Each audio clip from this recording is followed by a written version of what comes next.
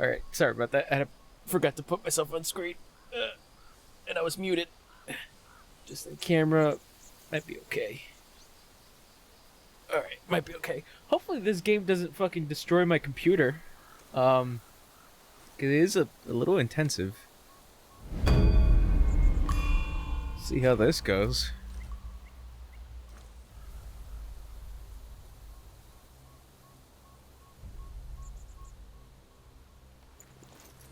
Because I see my CPU percentage on OBS and it is really high.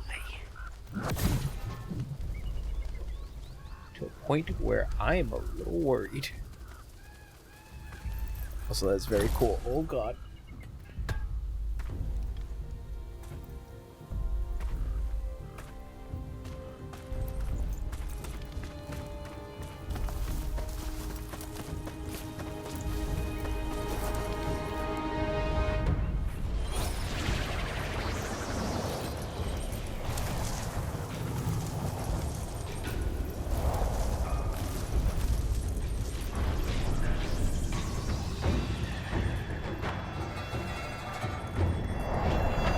That's a set piece.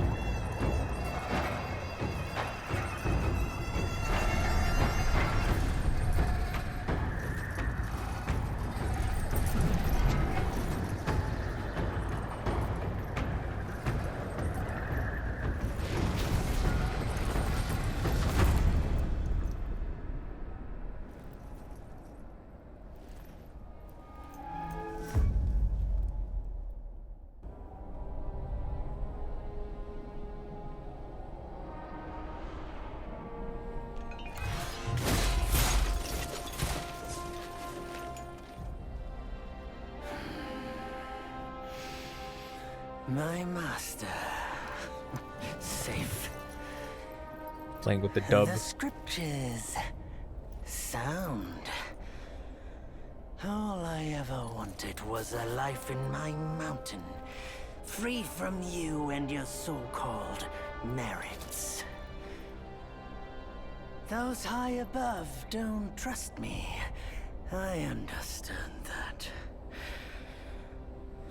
And they send you and those knuckleheads to threaten me. To obey and serve once more. I understand that too. But what I don't understand is... you bastards killing my kind!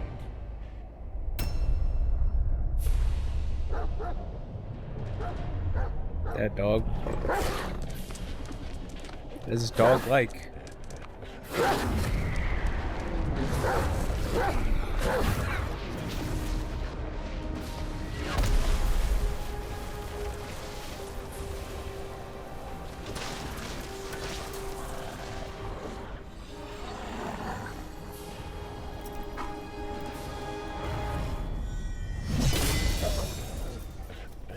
Bro, I have to check my CPU.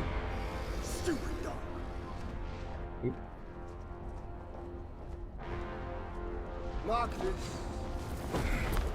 He's not just any monkey. He's a monkey of merit. A monkey was made Buddha once. None other than me can challenge him to a duel. Look, monkey. I don't make a habit of fighting someone I've bested before. Here's my offer. If you lose, I'll take you to the Celestial Court. They will stay and level your mountain. But if I lose, I shall certainly take revenge, and they will level your mountain nonetheless. How tragic would that be, huh? You are one of the court.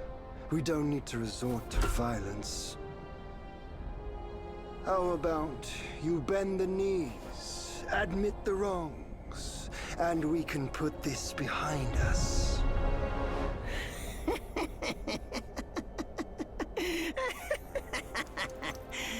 All these years, except for that pig. You're the one who talks the tallest tales. Good. I am entertained. Speaking of entertainment, wouldn't it be fun if I pluck your extra eye out for my snack and allow you to keep the other two? Because I'd hate to let you miss how I'll slaughter each mongrel of the court. Those below, those above, and that black mutt of yours. Come at me, all of you. We getting into gameplay? We got into gameplay. They gave Erlang. you many chances, yet you spurned each one. Such ingratitude.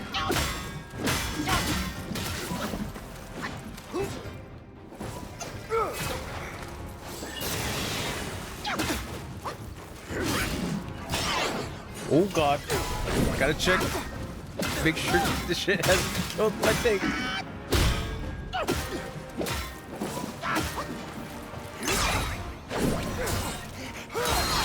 Ooh, it's got Bayonetta like dodging.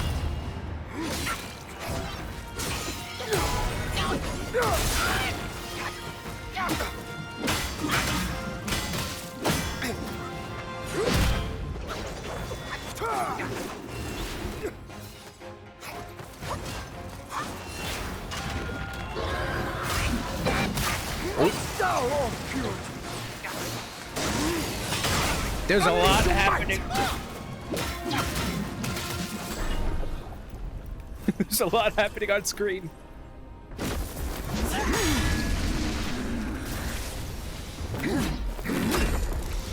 The victorious fighting Buddha. Have you any idea how many would give their everything for immortality? Immortality? For that word, all realms and beings have ruined themselves.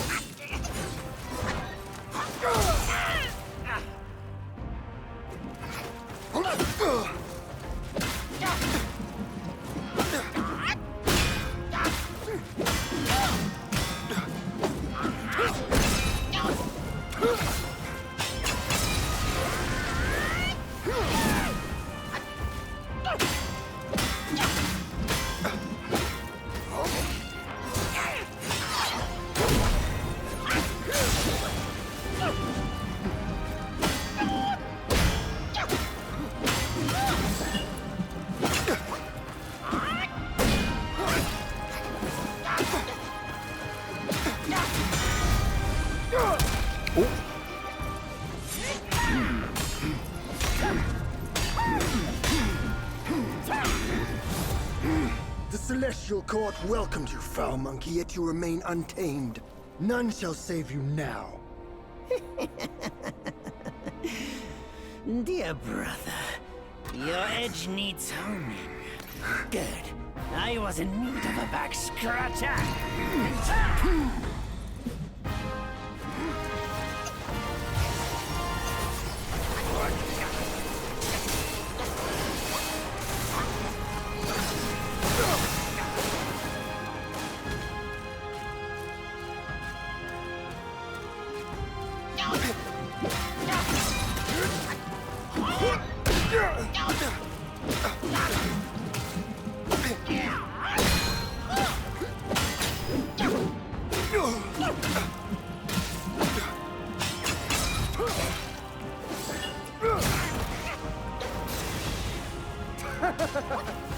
Your bones.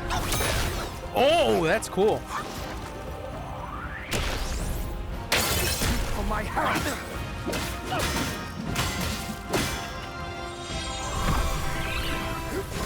I don't know what that. Oh, that's really cool.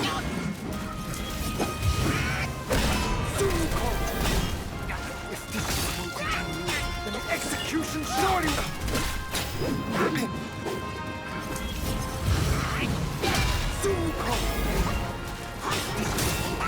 Oh, Then the execution surely will. oh, okay. Hold on.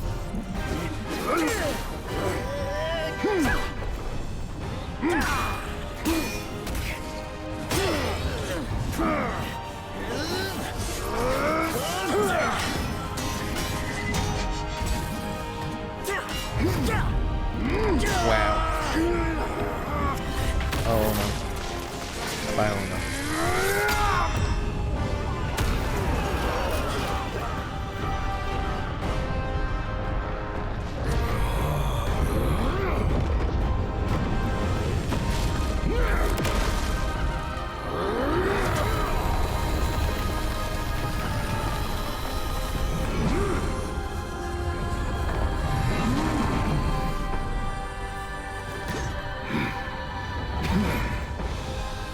Foul monkey!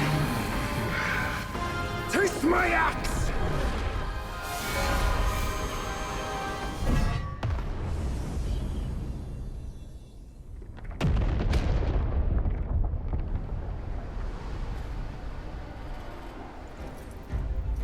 Brat! You call that a duel? The glare up here is dazzling. Fight me in the woods if you have the guts. Yeah.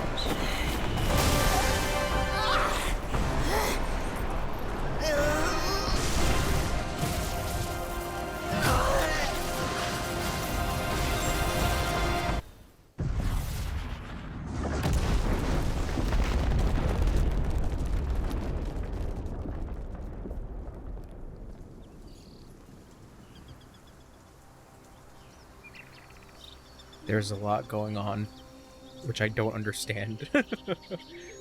And so ends the last tale of Sun Wukong.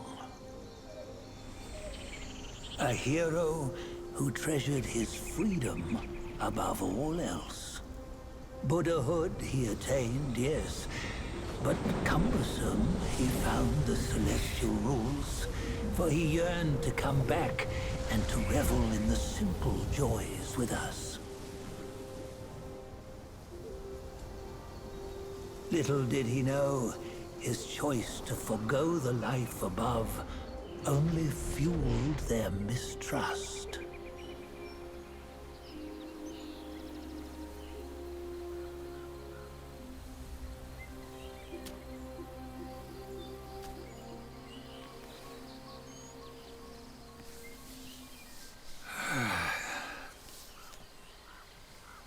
This stone has stood for countless days on the mountain. Oh, they're Monkey Man? Since my youth, they've said that his remains lie within it.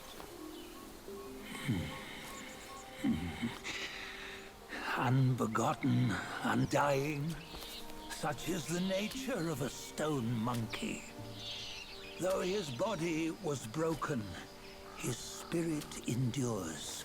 Into 6 relics he turned, and separately they escaped, choosing to stay hidden.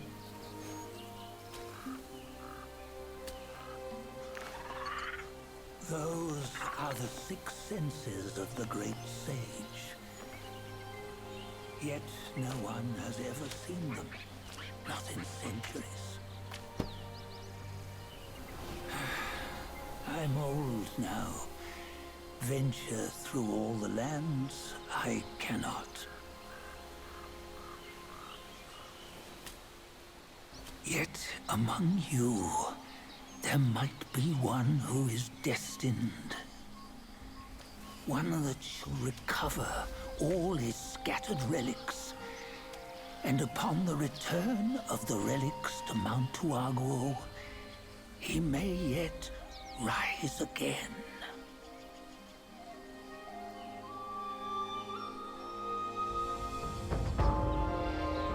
Okay, so we're trying to revive the legend. Interesting.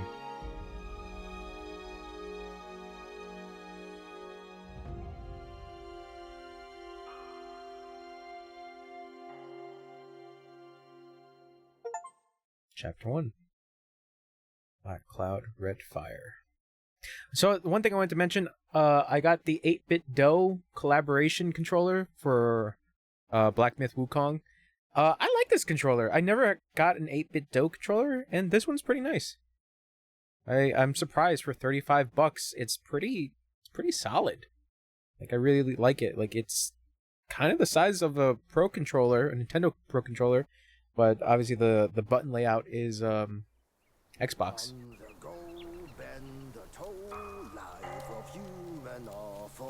There's way too much fidelity happening. Better than a home. Reach death and ever grow. Huh? Yeah, you see what bliss my fate shows. Luck's around the corner. Seems like he just fell from a fruit tree here. Perfect timing. This peach knew I needed a snack. You sneaky rascal! Dare to fool me? I'll make sure you regret it. So it's one of his hairs?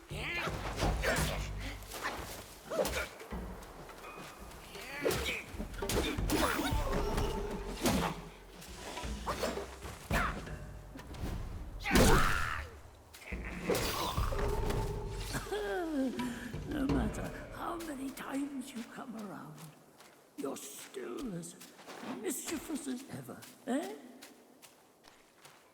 Did I beat the Ellen DeGeneres ring? Yes, I did. Yes, I did. It was very abusive. I did beat the... I did it. But nobody was there to congratulate me.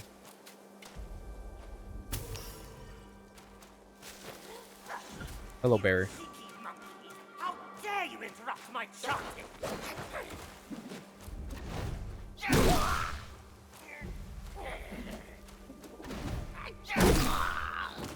Got it. This game makes me really worried about my computer, because, like, so OBS has this little thing at the bottom that tells you, like, the CPU usage, and it's pretty, I don't want to say it's high, but it's like, it's reaching like 8%. And, like, I'm running this on a 3090. Clip it or it didn't happen. It's, Barry, the VOD is there on the channel. Oh, here we go. Charged heavy. Hold. Will focus. Got it. Oh, okay.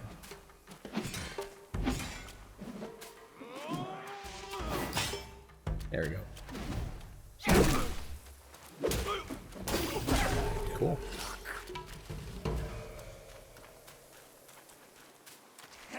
I'll kill you.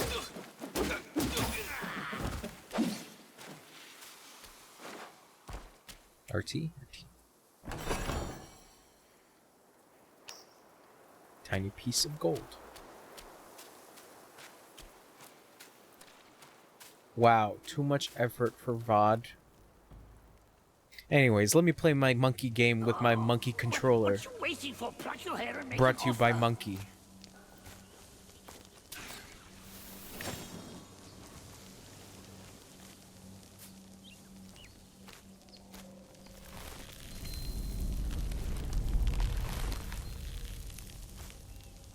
Hey, wait! I, the keeper of Blackwind Mountain, have long been waiting for your arrival. Yeah, it has that aesthetic, obviously, with the Chinese mythology. His spitting image, I'd say. Up ahead is Guan Yin Temple. Once it was bustling with worshippers, before it was ruined by that fire.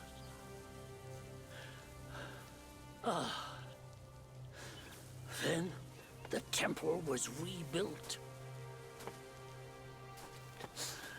Oh, what good is it to rebuild a temple if the goodwill of men has been burnt to ashes?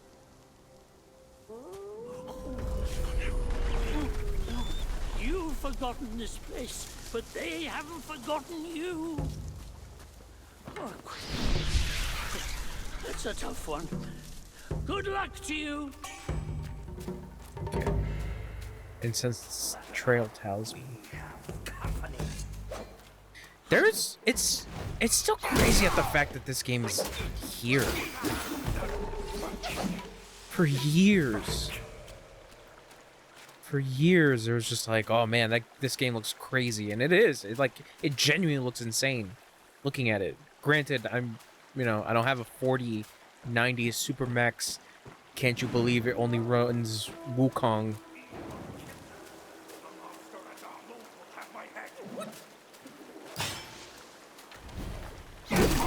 Still, it's like graphically demanding. I was messing around. I can't speak. I was messing around with the benchmark demo that they released like a couple weeks ago, and even then I was like, oh, like Ultra is crazy. So, oh god, 2060 won't run it. I don't know, man. There's a benchmark that you can test out. I don't know if you have a 2060. Hey, I did it. There's a benchmark to test this game out to see whether or not it would run, but what I've been hearing apparently is the game itself uses a lot of GPU utilization to like a really crazy amount. I don't know if it's been fixed yet. Stop it. But yeah, I can't say, because I have a 3090, and right now I'm running it in like all the highest settings, but not ultra. Ultra, I feel like, would be something for, obviously, for like a 4080 or a 4090.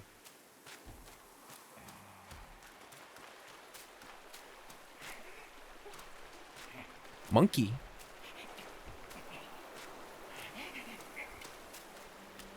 But where go, monkey? I can't go. So yeah, I would say check it out. Check the benchmark demo, just to see if it runs.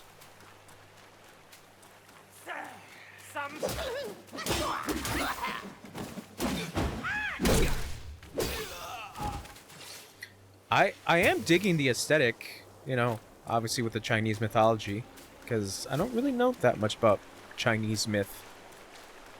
I mean, I have seen Journey to the West, the Stephen Chow movie. Oh, that's all I know.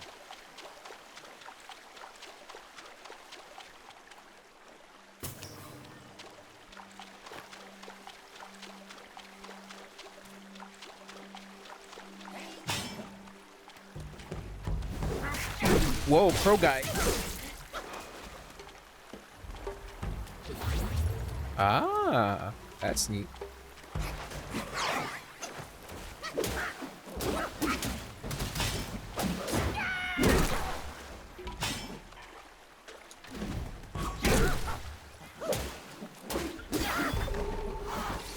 Actions cost stamina. When stamina is depleted, the ability to perform actions will be limited. Okay. Yeah, I like this. I'm really digging it so far, especially that intro sequence.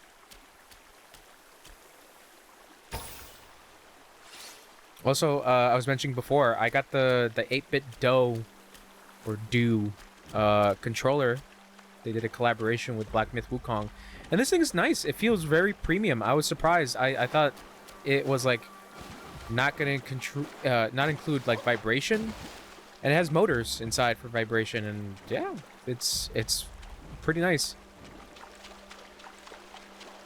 The reason why I got it is mostly because of the fact that like it has Hall effect joysticks, which those are the ones that use magnets. And yeah, I've been futzing around with some other games, and it's been pretty fun.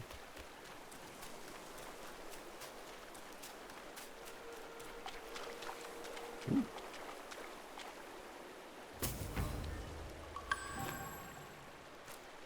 Skanda of Form.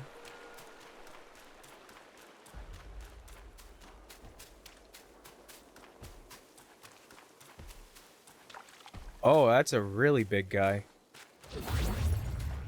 Bull guard. Alright.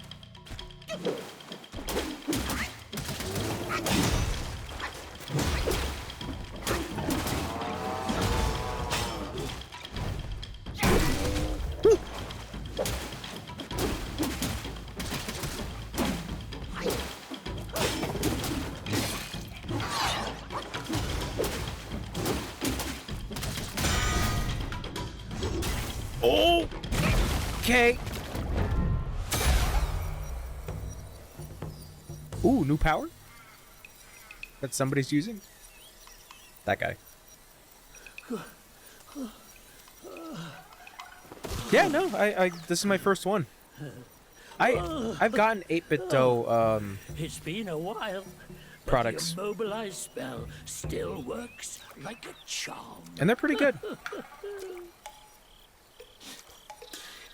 Since you hail from Mount Huaguo, it won't hurt to teach you a handy trick. Now, here we go. Give me your hand. Immobilize. A simple hand gesture can bind the enemy in place. There you go. Should you come across any miscreants, just point your finger at them and release this spell. You'll be able to hold them in place while giving yourself a breather. Sadly, mine is but a humble trick. Its power will wear off within a few short moments. Though it's good enough against boneheads like this one. Anyway, just consider it an ace up your sleeve. No! The young boys these days know no manners! Fear not. Teach them a lesson with your new spell!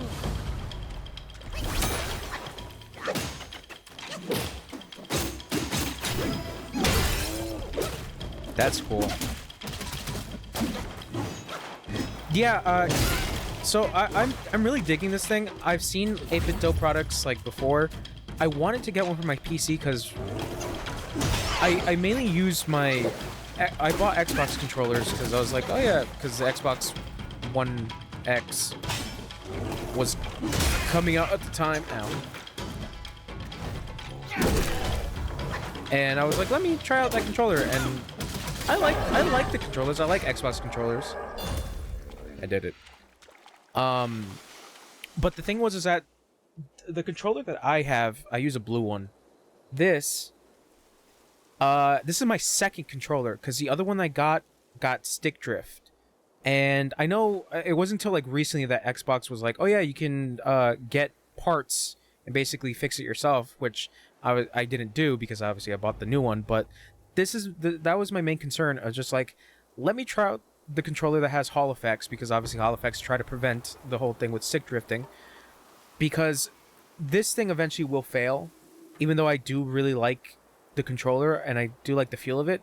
But you know, like I said before, I was futzing around with this controller and playing with other different games to see how it plays, and yeah, like it's pretty premium, which I'm really surprised about.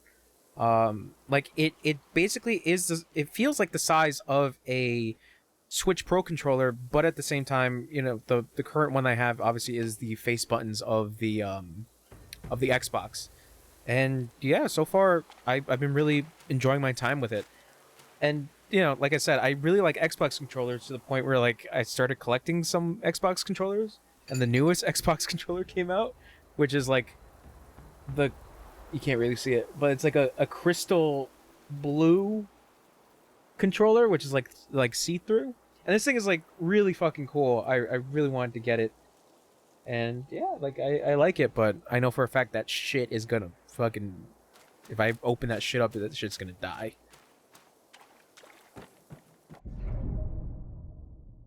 Alright. Self-advice and sparks. Open the self-advice. Jesus, self-advance. Open self-advance to awaken talents. Level up to gain sparks and awaken more abilities and spells. Sparks will not be lost upon resurrection. Say it will not. Self-advance. Probably misread, but anyways. Enhance your vigor, solidify your foundation, and strengthen your flexibility. Acquire new stances, refine mastery, and focus better. Oh, okay. Endurance. Simian agility.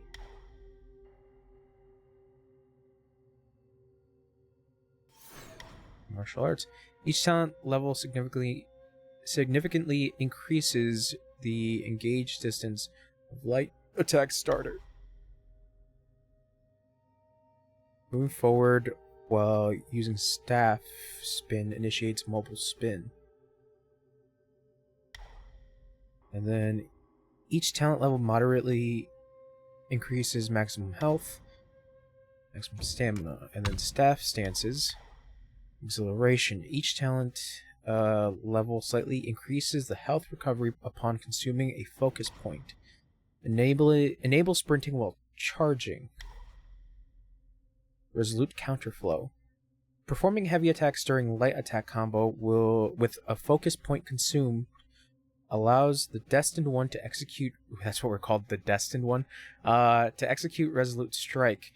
During Resolute Strike, the Destined One can see through the incoming enemy attacks and nullify their damage. Enemies that have been seen through are easier to stagger. And then spells.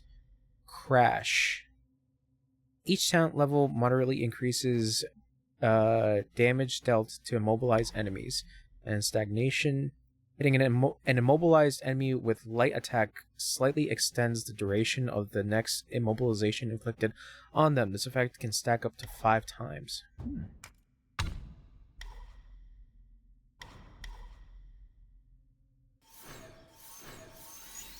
Sure, I'll get that one. Get that one. So yeah, I just like controllers. Chonch is a big fan of controllers, but it's just a shame that, like, it took this long to figure out that, hey, you can not have stick drift in a controller. That doesn't need to happen anymore.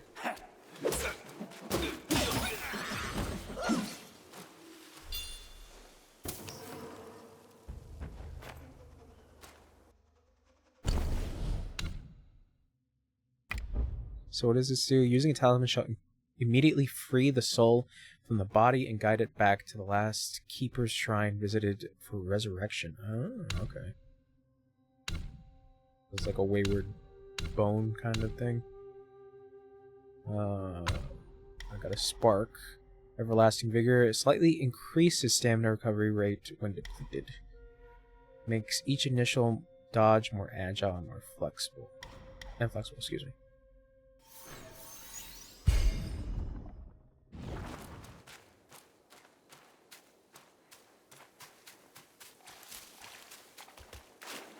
Oh. Is that a frogman? Oh, that's what it was. That's the thing that explodes. It's a frogman.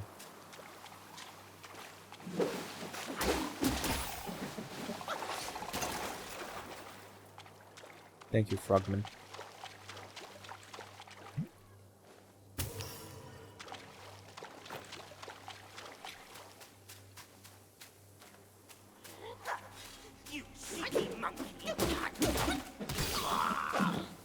Have I played Liza P? Yeah. Chonch beat it. I'm just waiting for the DLC to come out. Barry, please, check out Chonch's YouTube channel. Chonch Plays Games. That's what it's called. It's yeah. Since when? A couple months back?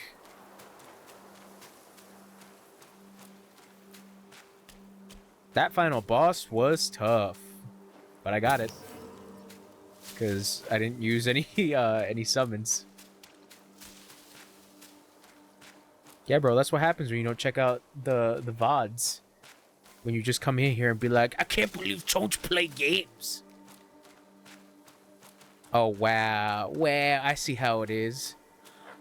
Just because Chonch can be a little dumb sometimes. And just because Chonch says no sabo whenever somebody says something in Spanish, doesn't mean he's fully dumb, okay? Damn, bro. No sabo.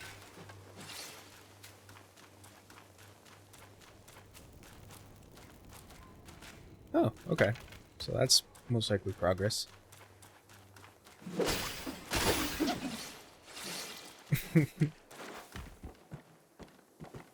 Oh. I like that. That's cool. That your staff is like a piece of hair that you gotta pluck out. Yeah, this game looks insane. I have a feeling it's gonna melt my computer. And I'm very scared because I spent money on this bitch.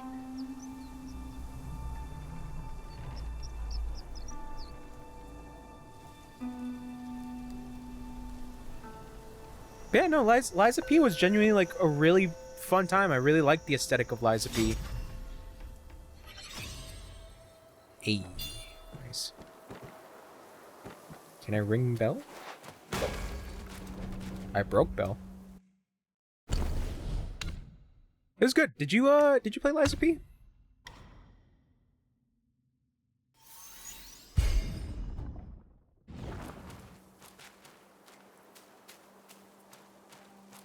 Hearing in a Mexican accent? I mean, a Mexican accent, an American accent? Yeah, it'd be. I mean, it do be like that sometimes.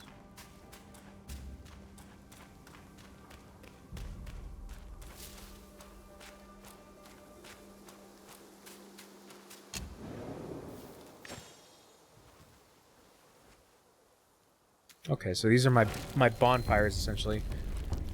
There's my cord. Reignite spark. Oh, so you can respec. Okay.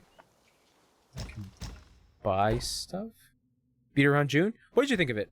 Evelyn repelling medicament or medicament or anti-miasma powder. Okay. Yarn. So we got crafting sorts. Trailblazers gifts. Oh yeah, that's right. I bought the deluxe edition. I will rest.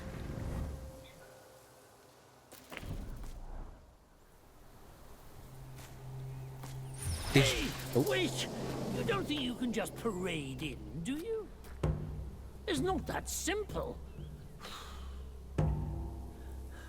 Let me transform you into a golden cicada so you may follow the fires ahead and scout this mountain unnoticed.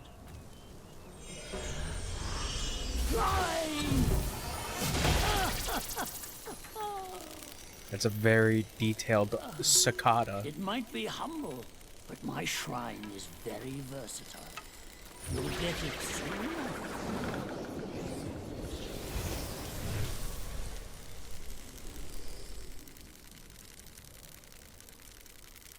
Hello, Howler. I was just talking to Barry about beating Elden Ring and how good I am at video games. In the depths of Black Wind Mountain, there are secrets galore.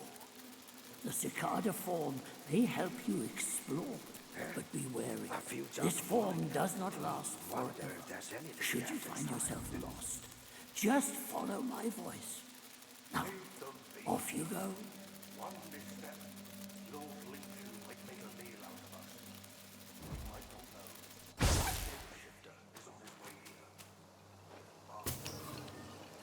How do I change back to cicada? Can I not change back into... Damn it! I didn't mean to drink the gourd.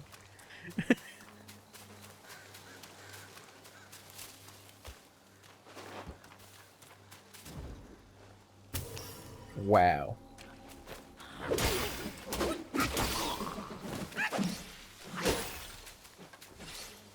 Well, I mean, he's here. I don't know what kind of monster that is.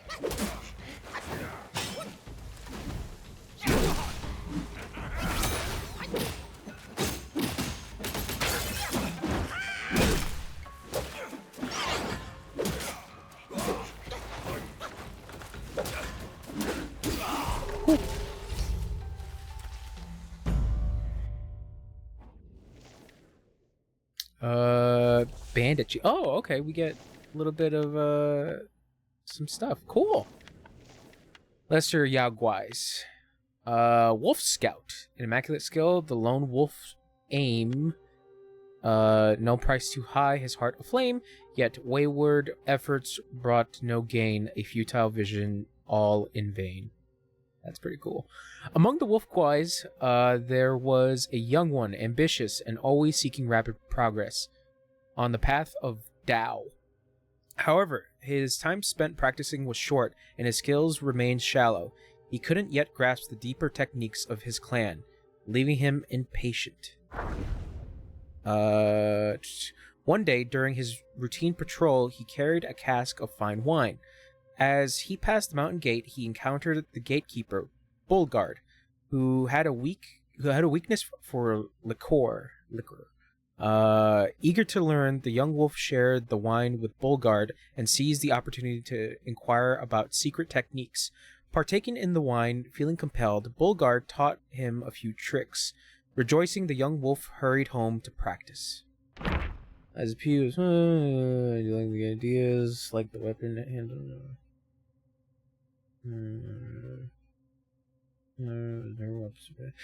Yeah, I think, yeah, I definitely the arm mods were like insane. I forget which one I was maining. I think like an Aegis shield. I think that was like the one that I was maining because like it was way too broken.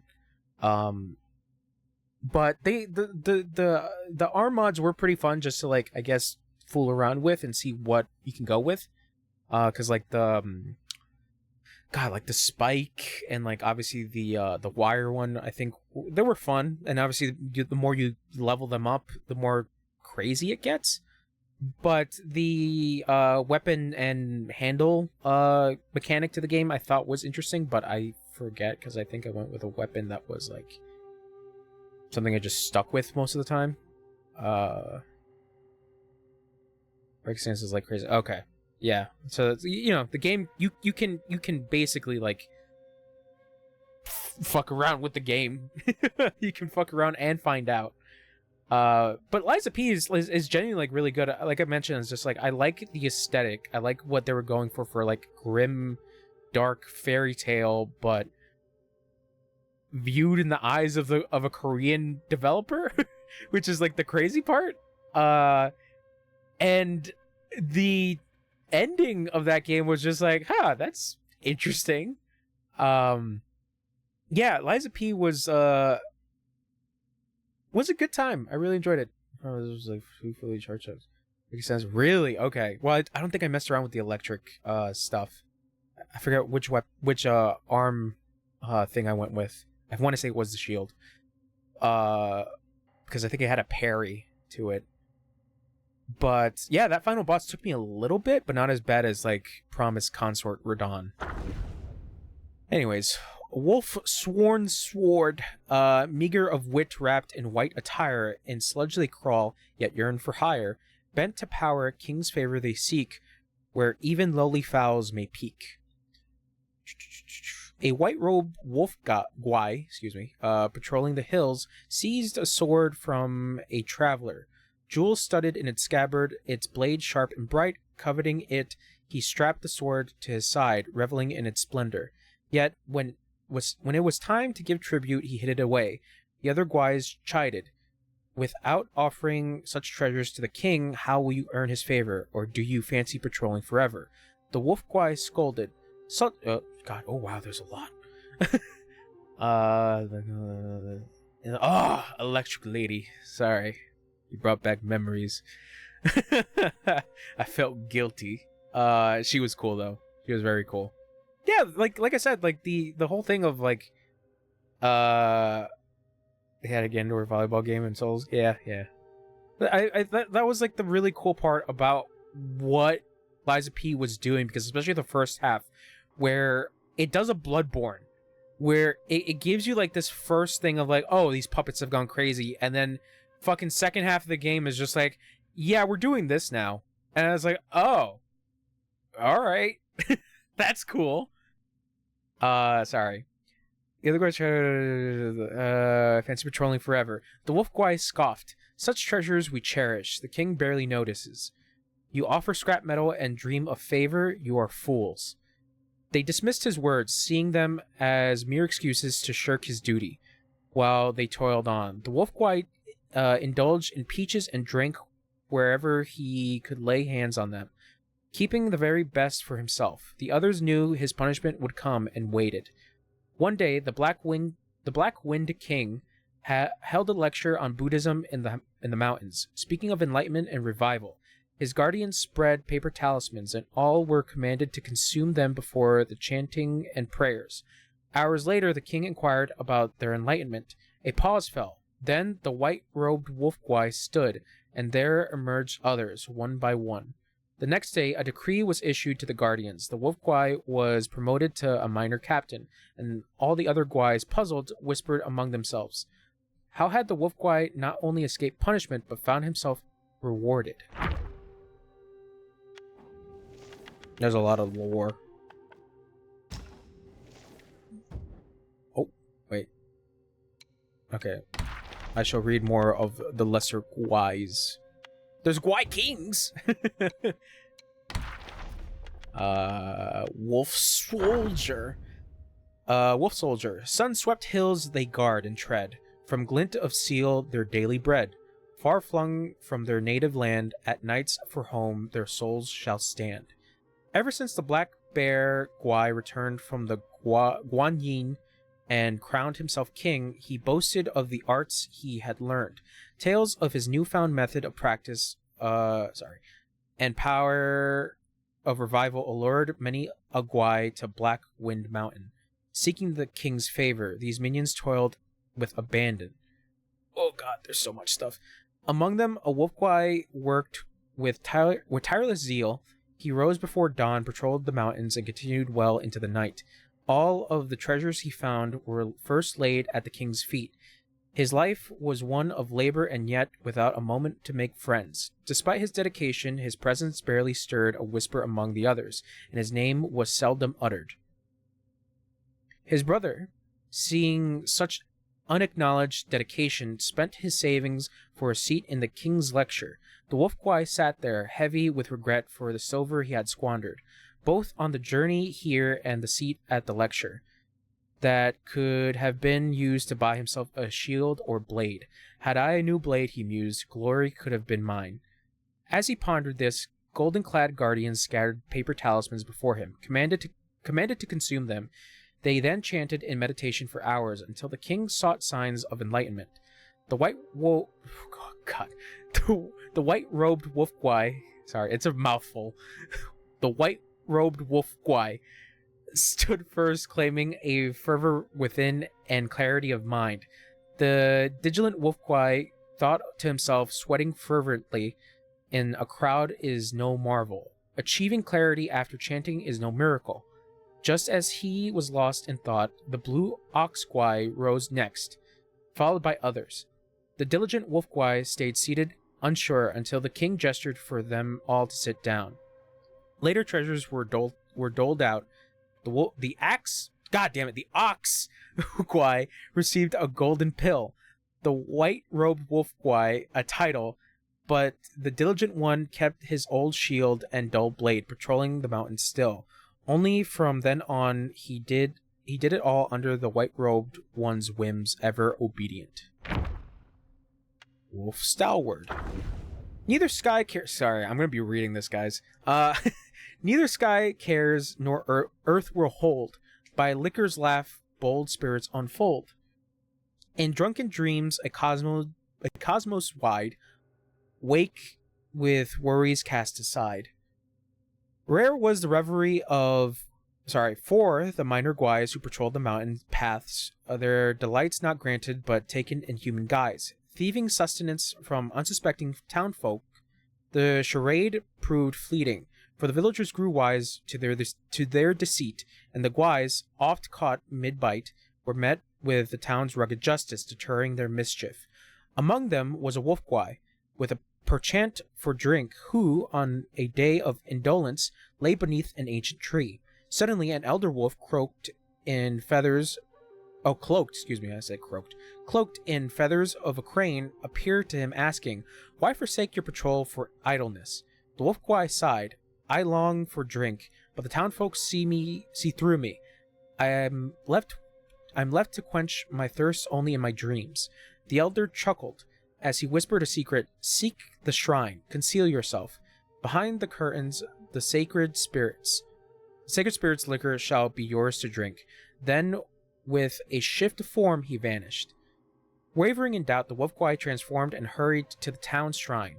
There, veiled behind curtains, a sacred effigy stood, its origins unknown, the altar laden with delectable offerings of fine spirits. As advised, he nestled himself between the curtains, indulging in the liquor until his belches betrayed him to the gathering crowds in the shrine. Trapped between the curtains, the wolf Gwai listened as a voice rang out. "The wine jar I offered is empty. Our tributes were received." A chorus of prayers erupted, beseeching favor from the immortals. From that day forward, folks from miles all around flocked to the shrine, affording the demon endless drink. But as days passed, the once delightful treat turned bitter, and those prayers, be them pious or greedy, weighed heavily upon him with helplessness. Piteous? Piteous? Piteous. Piteous. I think piteous. Sorry. My English runs out sometimes, even though I was born here in the US of A. Anyways, one day, unable to endure the bitterness any longer, the wolf Gwai burst from behind the curtains, hoisting the jar and smashing it on the altar amidst the screams of onlookers. With a deafening crash, he suddenly awoke beneath the tree. No shrine, no incense, no crowd around. With a tired sigh, he looked up his axe and set off to patrol the mountains once more. Croaky! God, there's so much lore!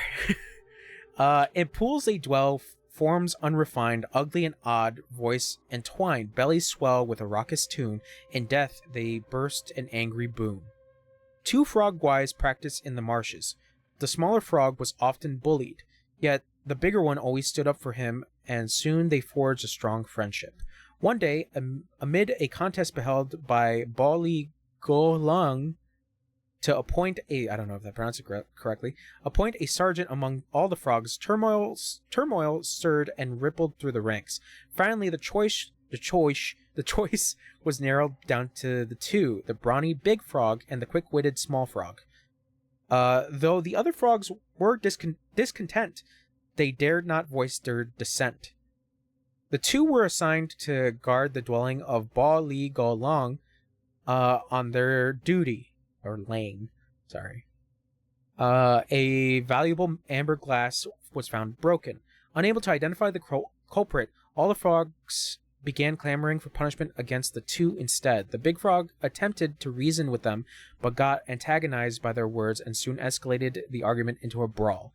The frogs interrupted this as his reaction out of interpreted. Excuse me. Whoa, the fuck. The frogs interpreted this as his reaction out of embarrassment, hence evidence of his guilt. The small frog, meanwhile, remained silent beside them.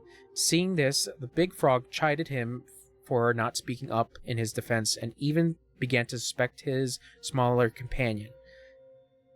Hesitated for a while, the small frog then admitted to breaking the glass. However, the other toads dismissed his confession, arguing that one of them had committed premeditated vandalization while the other had neglected his duty, and both deserved punishment by death.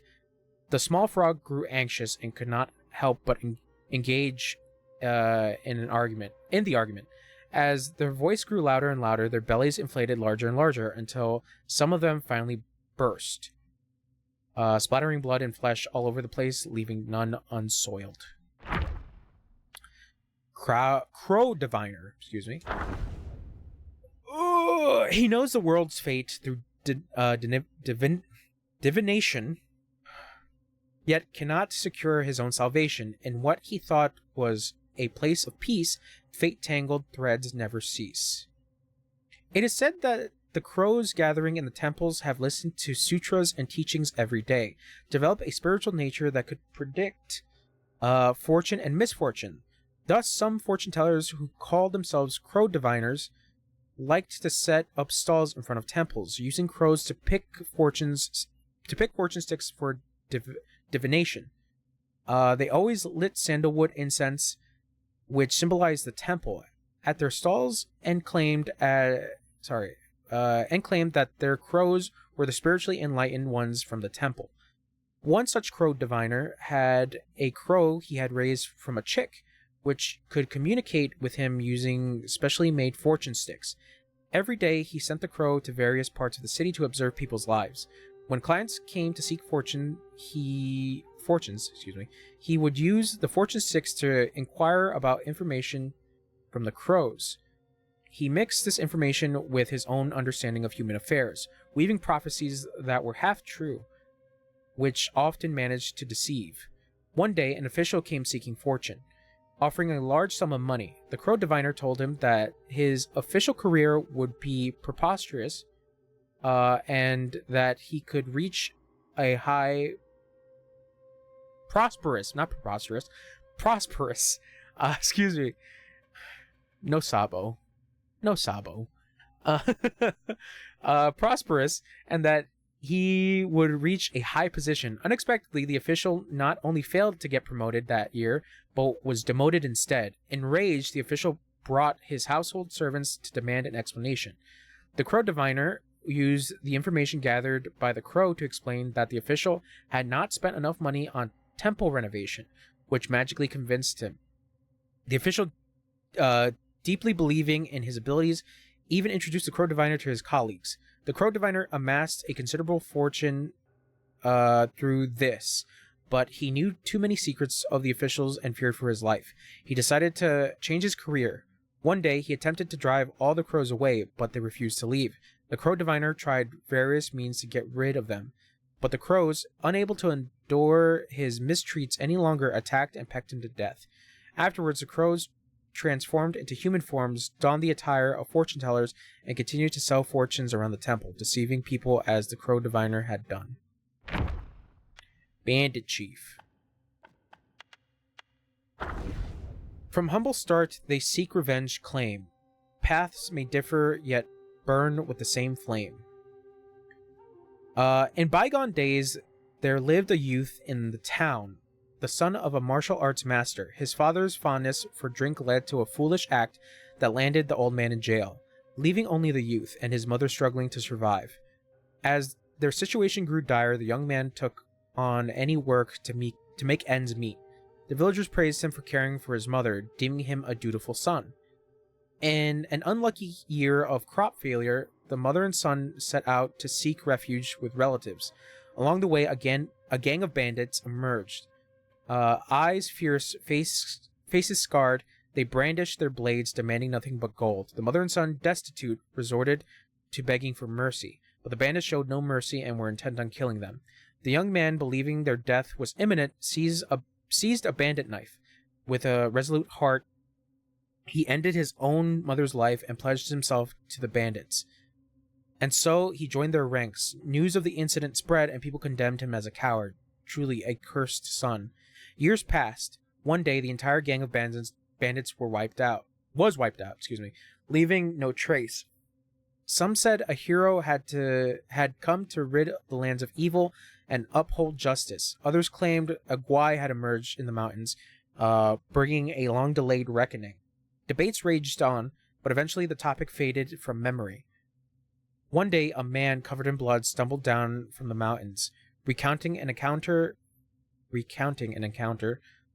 with a towering bandit, neither human nor Gwai, wielding a massive blade to rob the roads. His face bore an uncanny resemblance to that cursed youth, yet he spoke of freeing humanity from its burdens.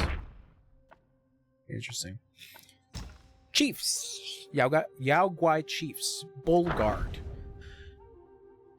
Majestic of height, he looms with might, in heavy armor ready to fight. His eyes a fearsome, vacant lot. A sage or fool, we know not.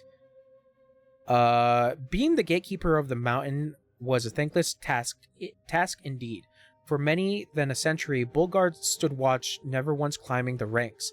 Yet he voiced no grievances, for his devotion to the king was his sole concern, and the king's pills only his desire. He treasured those pills, with a lacquered box of pear wood lined with silk. Each time he partook of them, he performed a ritual, a process of cleansing, rinsing and offering incense to the universe, thanking for its gift. Many a lesser Gwai had tasted the king's rewards, but none with such reverence as Bulgard. Sorry, making sure my PC doesn't melt. One day, a curious Gwai inquired, "How do you maintain such vigor despite the toils of this job?" With earnest simplicity, Bulgard replied, "It is the king's pill that fuels me. Take more, and you shall be as I am," the Gwai confessed. "We've partaken in our share, yet felt nothing. Mayhaps the king's gifts to you are finer?" Bulgard was aghast. "From the same hands we are served. How can there be a mine in yours?" The Gwai was still skeptical, insisting on an exchange of pills. Soon after, the Gwai felt no change, while Bulgard remained as robust as ever. Some say a fool's luck, but perhaps it isn't a lack of wit that's compensated, but the power drawn from blind devotion. Cool, I have read the Gwais. Anyways, game.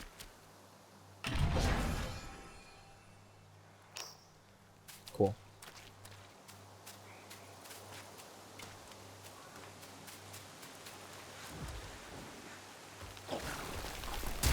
Whoa, what the hell is that thing?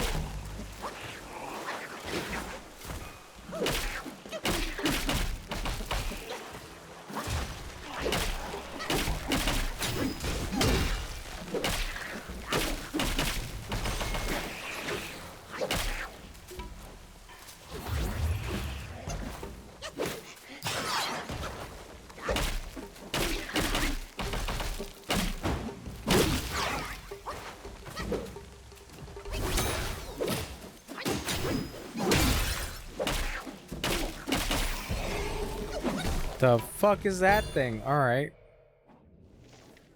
Ginsengling. Inherent gifts in these mystical sprouts reside, walking forth from the earth spirits untied. Roots serve as limbs, nourishing body and mind. Beware, excessive gathering brings hardships unkind. Oh god, so much. It was written in ancient records that consuming ginseng would bestow longevity, leading many to develop a fervent passion for devouring this precious tuber, especially aged ones. However, some scholars dismiss this notion, viewing ginseng as both a tonic and a poison. Its elevated status stemmed from its humanoid appearance, they said. Nonetheless, those who made their living by harvesting ginseng always found eager buyers. Deep within the valleys, the younglings of ginseng's shoots trembled with fear at the unmistakable sounds of footsteps. It was the dreaded rhythm of the ginseng harvesters' mountain shoes, crushing the thick layers of decaying leaves and rocky earth. And with every eerie resonance, the siblings of the ginseng plants vanished, disappearing one by one. Only the tiniest survivors managed to evade this grim fate, their diminutive size providing a fleeting reprieve. Yet, even they bore the mark of fate, a crimson thread marking them and restraining them. Who knew when the harvesters would return? Who knew when the harvesters would return to dig them up once they grew into their full potential? Time raced by, swift and unyielding, and on that day, the familiar footsteps resurfaced. With the years that had passed, it was likely the offspring of the harvesters who were generations younger than those who came before. Then a quickened pace, a sense of anticipation, the crimson threads had surely been spotted. But oh, what ill fortune! As the ginseng harvester reached for the thread, it led him to a grim sight, the entwined remains of a skeleton. A curse gathered on the tip of his tongue before he could spit it out, the ground behind him rumbled with a sound of scattered dirt. He turned his head. The shifting soil unleashed a monstrous creature, towering and menacing. Fear gripped the harvester, urging him to flee, his frantic screams piercing the air, shouting a man-devouring Gwai. Excuse me. Cool.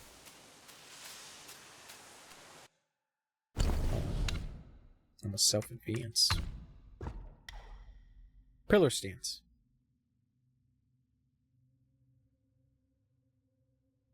What?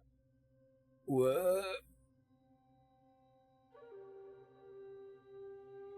The staff is hit by an enemy while perching. More stamina will be consumed to maintain balance.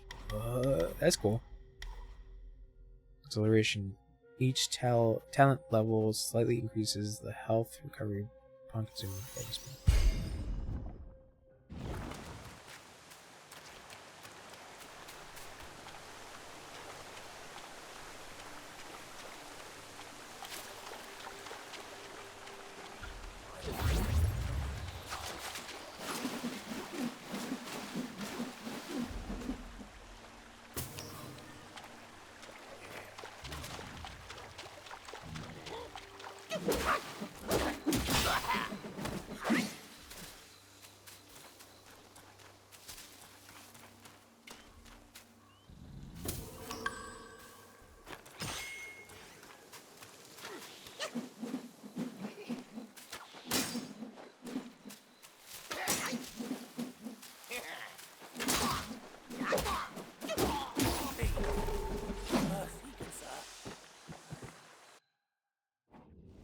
Wolf Archer.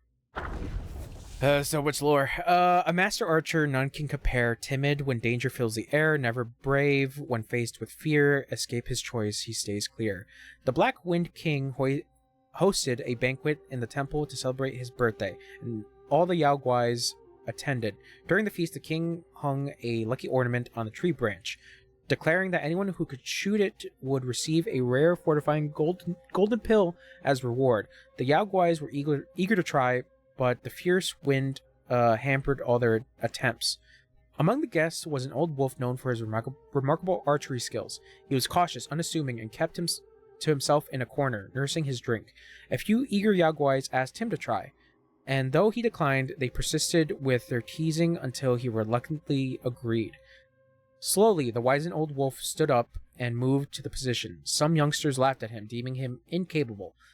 Unperturbed, he calmly strung his bow and let loose an arrow, and struck the target dead center, causing a commotion among the crowd. The old wolf received the reward, and admiration followed suit as others toasted him. Among them was a youngster who commented on the bolus intoxicated. How generous our king is, he remarked. Far better than that Ling Shizi? Shuzi? Oh god. I'm not going to try again.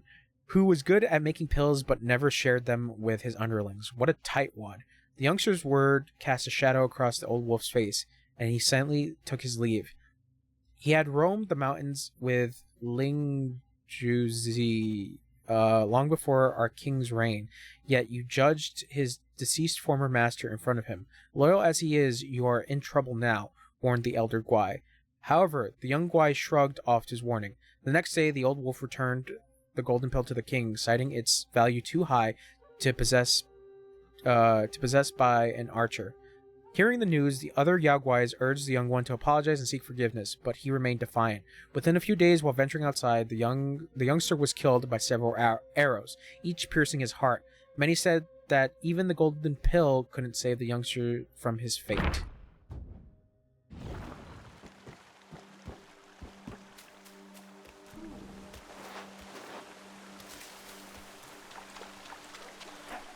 So there really is someone who would dare to come.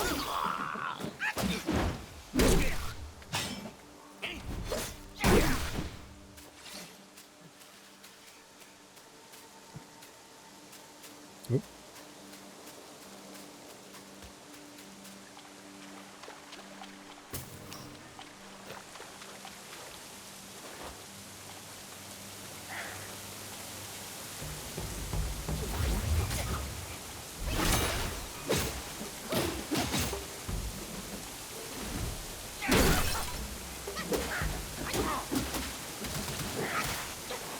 boy, Kitsy.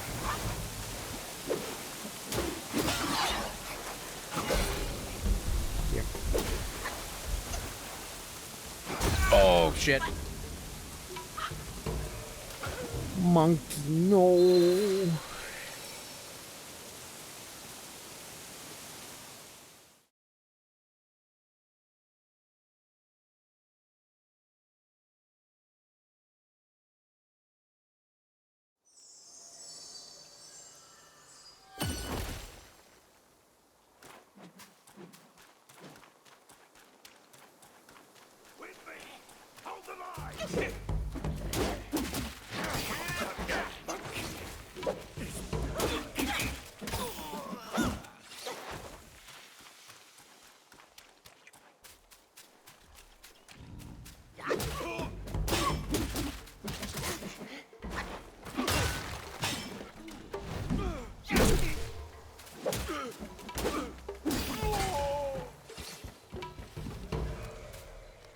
Whoa! What the fuck is that thing? Quiet, fool. You don't want to. I'm gonna fight that thing eventually.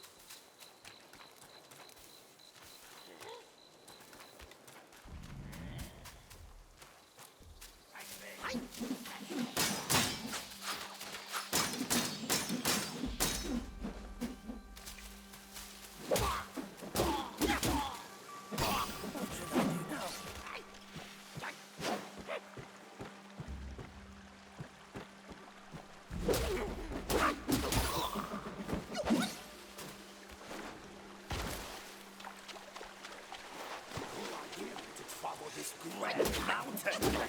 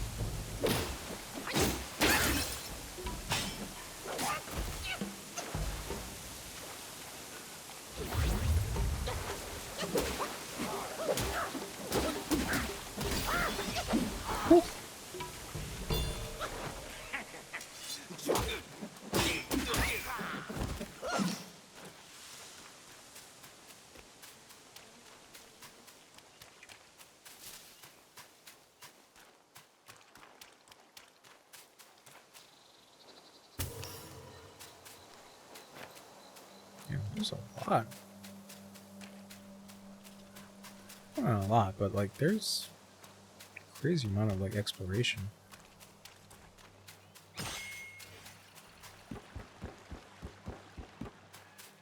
Anyways, I gotta fight that one giant thing over there.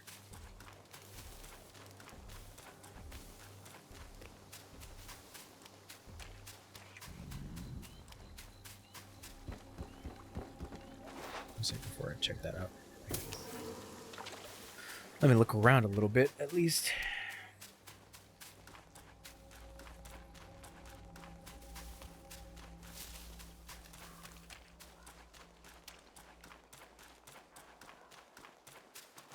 Okay, this is where it came from.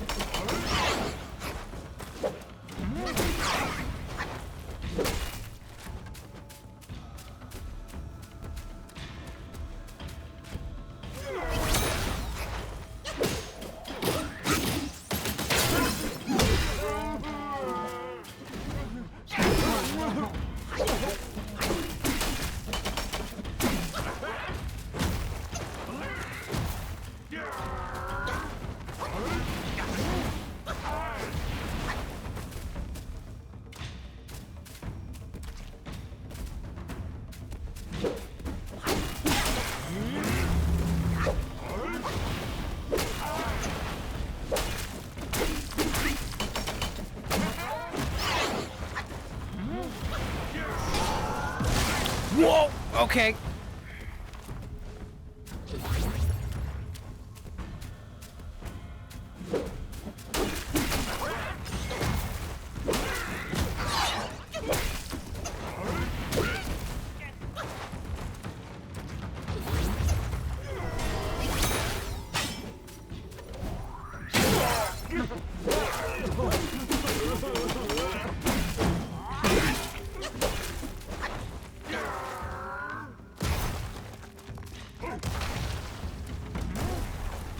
Shit.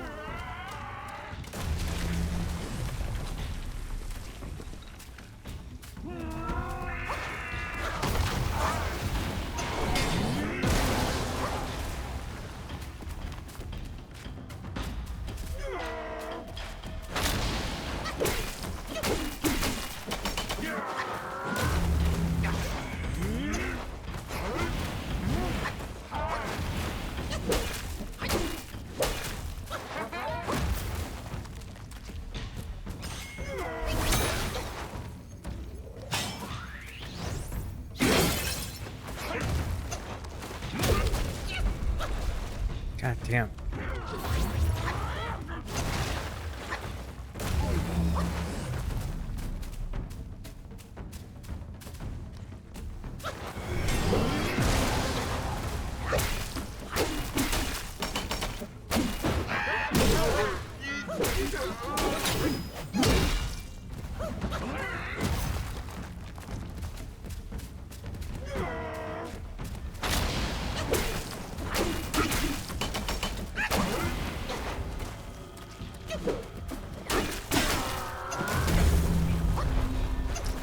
Shit.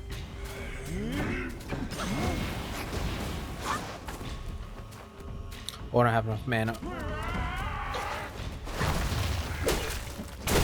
Oh! Damn. Motherfucker tough. Ew.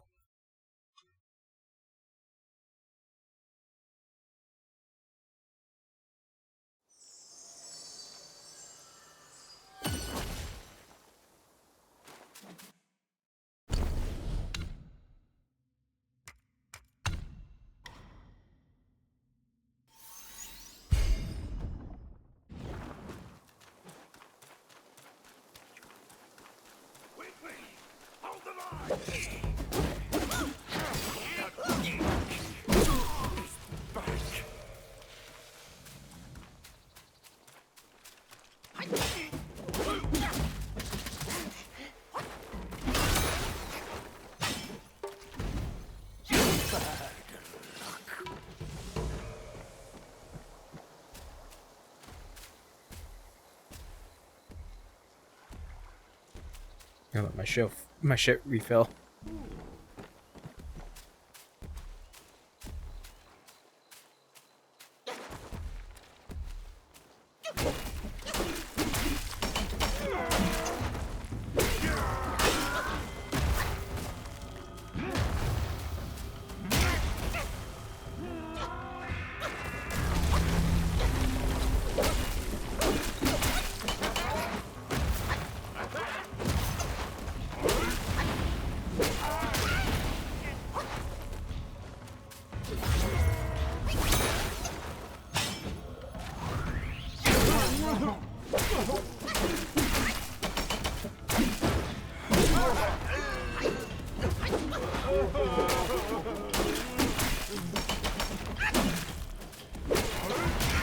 Shit.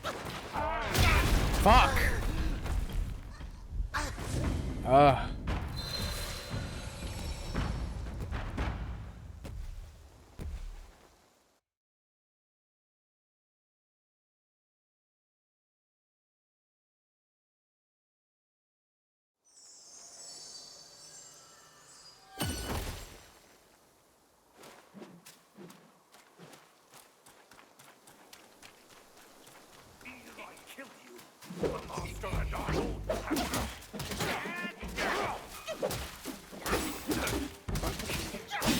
Oh, did I get hurt? No. Oopsie.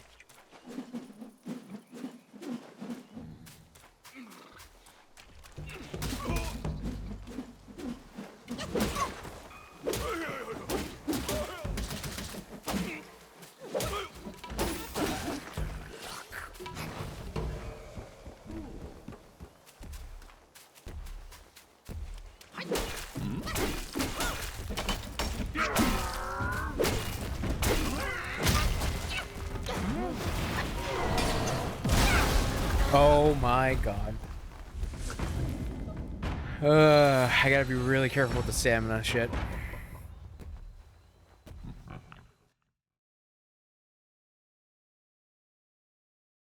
Oh shit, it's already 12 o'clock.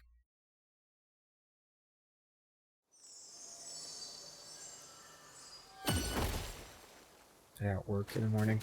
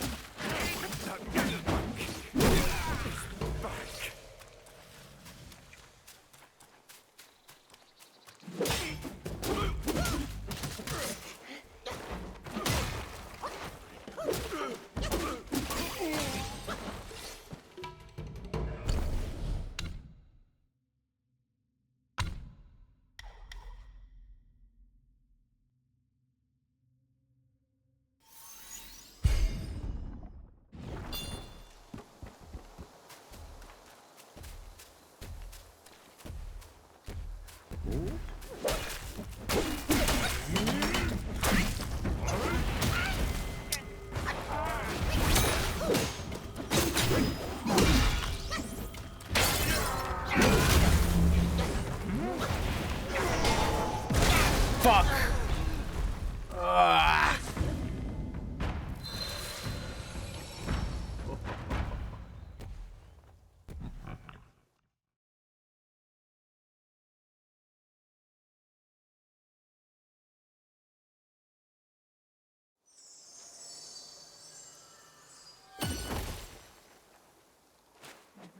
Let me try to speak to this fucker before I call it for tonight.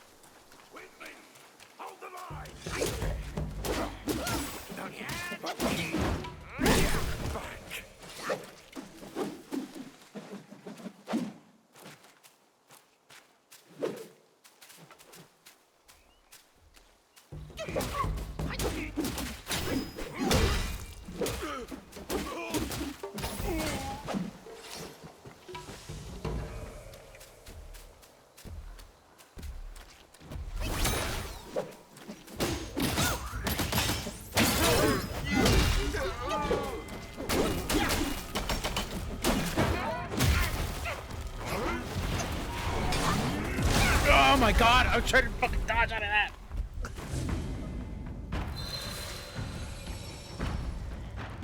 There's some slight, like, spikes that happen that I realize. Like, he has a stutter.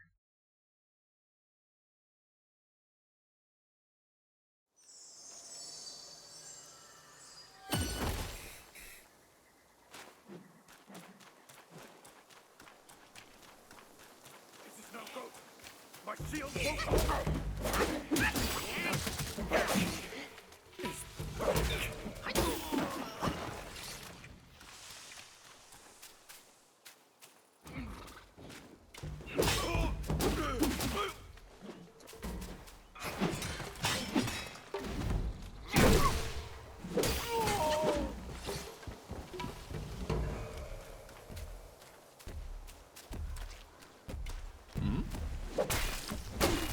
that.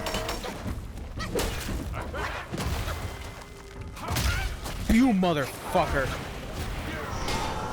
Oh my god! Come on!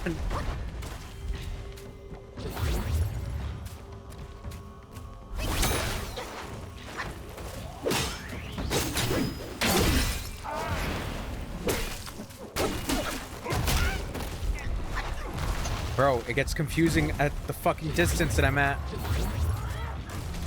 I'm out.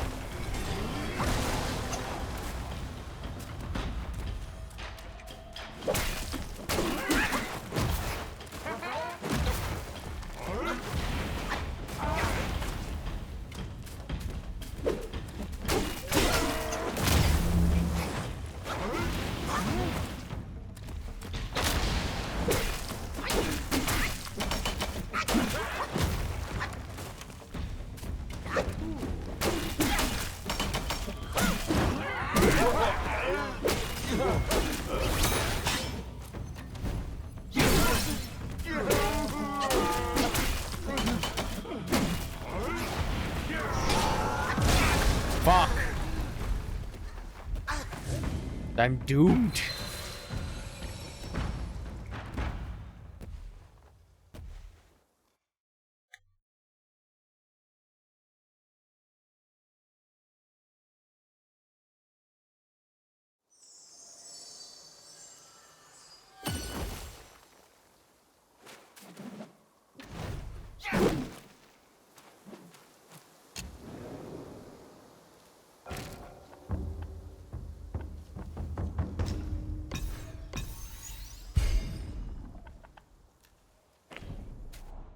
Does that add anything? Increases the will gained from defeating an enemy. Oh, okay.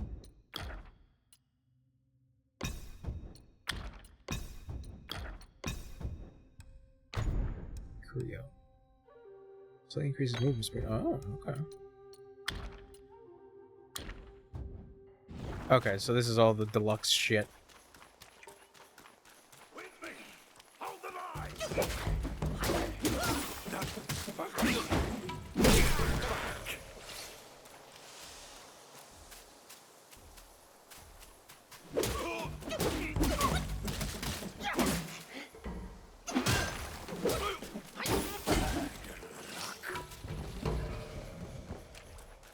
Yep, trying to go forward.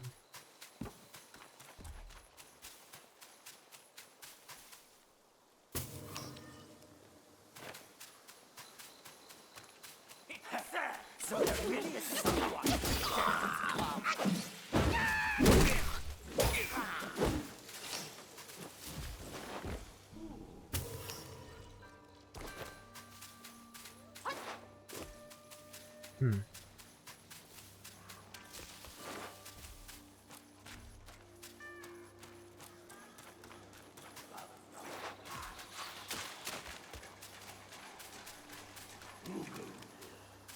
How dare you interrupt my meditation? Oh. That might be a boss. Another monkey, I see. That might be a boss. Why don't you lay down your weapon and join me in Buddha's mercy? What say you?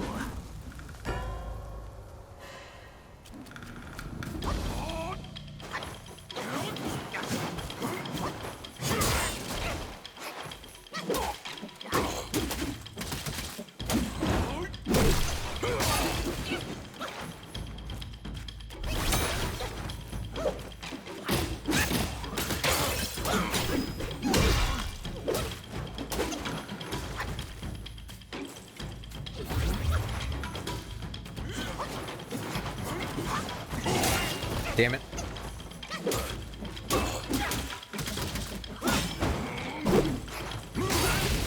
Ooh.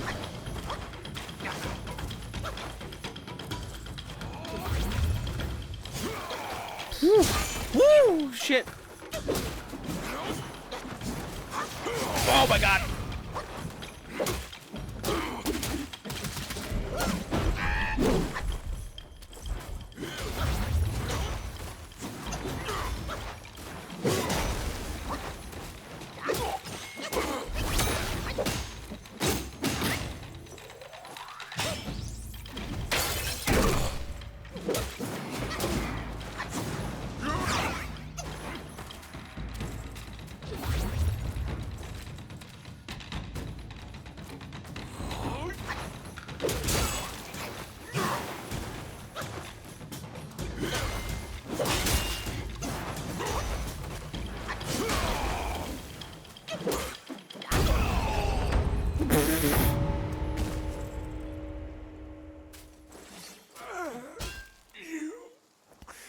Master spoke of you. Sick. Destiny. Red Tides. As Pharaoh Furies intensifies with each fierce thrust, the flames do rise, transform into a wolf quiet, and inflict scorch bane on an enemy with each attack. Oh, cool. Transformation. Weapons and valuables cherished by Yaguais often carry lingering obsessions from their deceased owners. Collecting them grants the ability to briefly take on their forms in combat. Each transformation has its own strengths, making them worth experimenting with. Transformations continually consume might and require a full gauge to initiate. Using spells during a transformation further depletes might, and once it fully depletes, detransformation occurs automatically. Subsequently, might will gradually recover.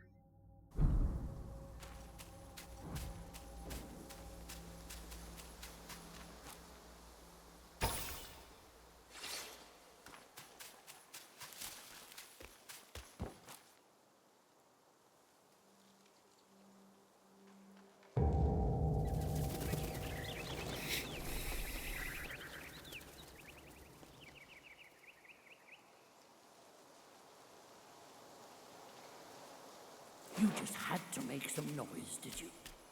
Now everyone knows you're here. When a chime so grand echoes in the forest, the Yaoguais will surely be alarmed.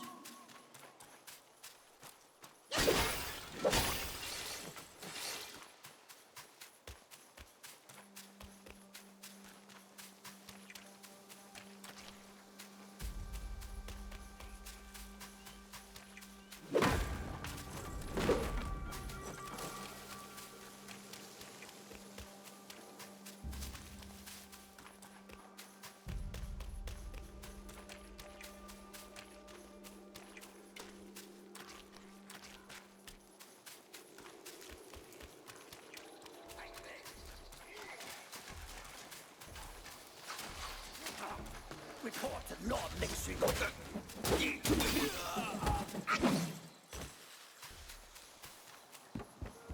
me go back.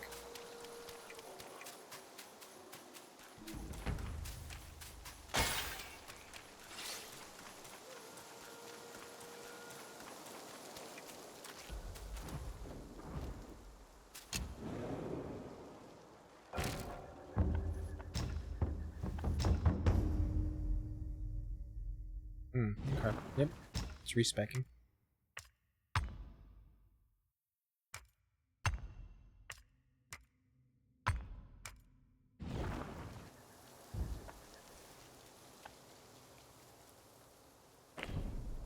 The gamer ink. Oh god. All right. Hold on. There we go. Oh shit! Wait, that's the wrong one.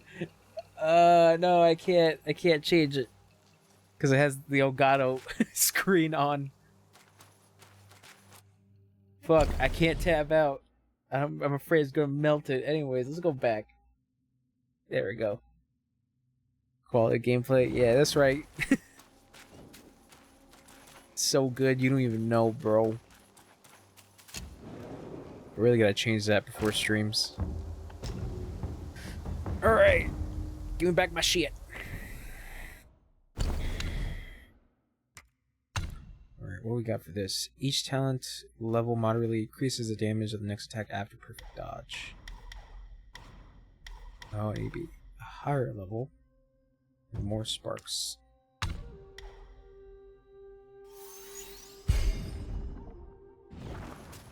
Alright. I just want to beat that big motherfucker over there.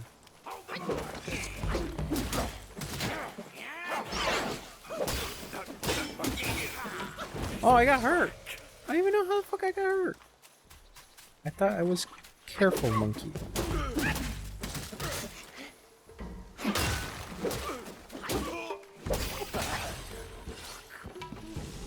Hey, there we go. Another spark.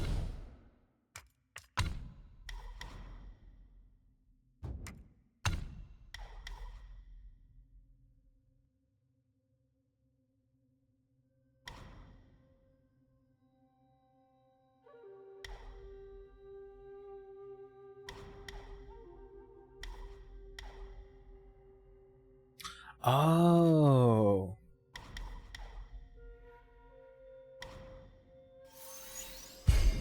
Increase my stamina.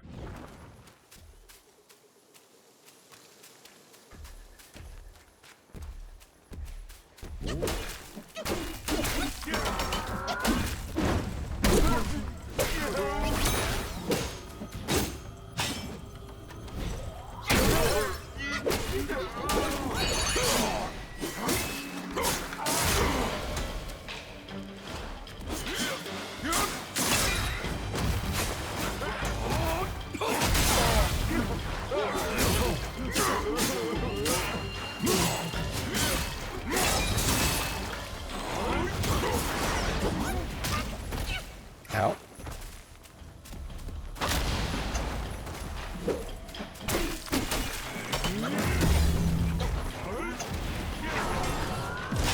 Oh!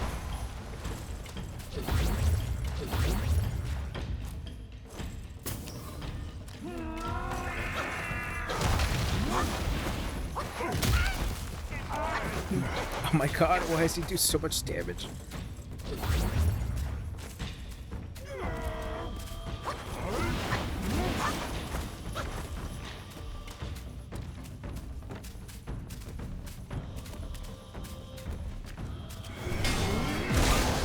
Oh, come on, right through the fucking rock.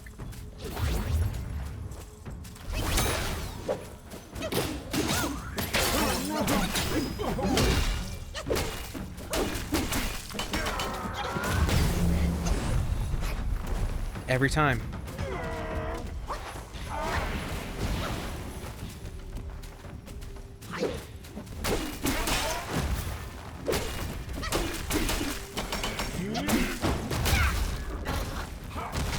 Ah!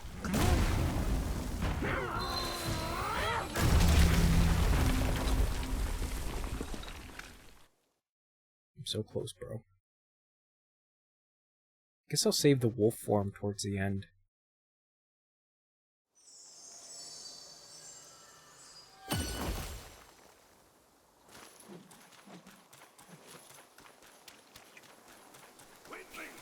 Hold the line!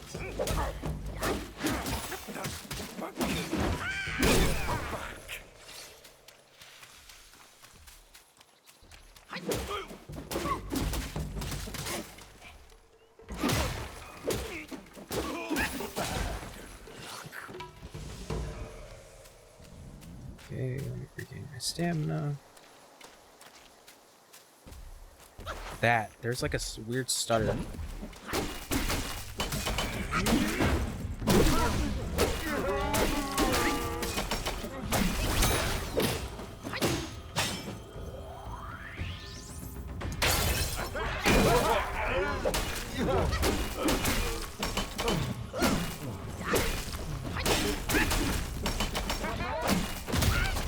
Ow. My own fault.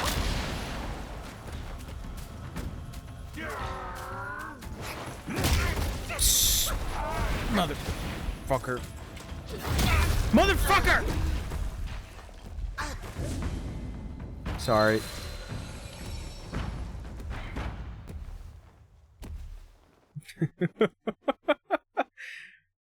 Promise consort Radon.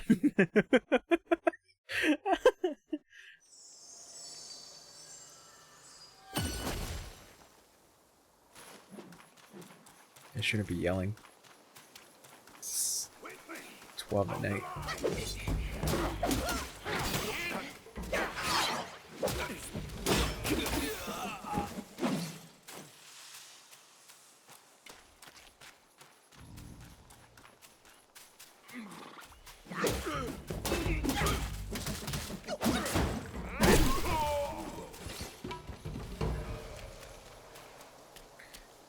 This fucker is tough.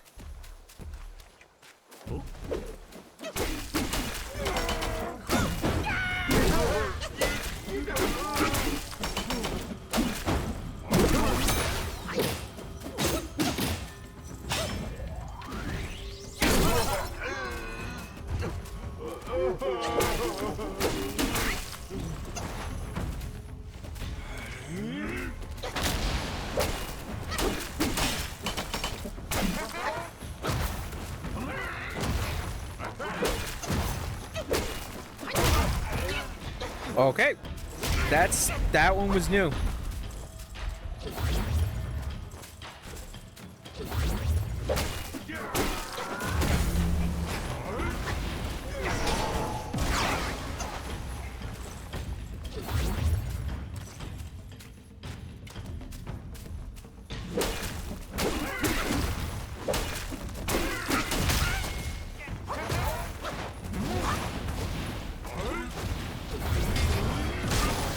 Fucking hell, what the fuck?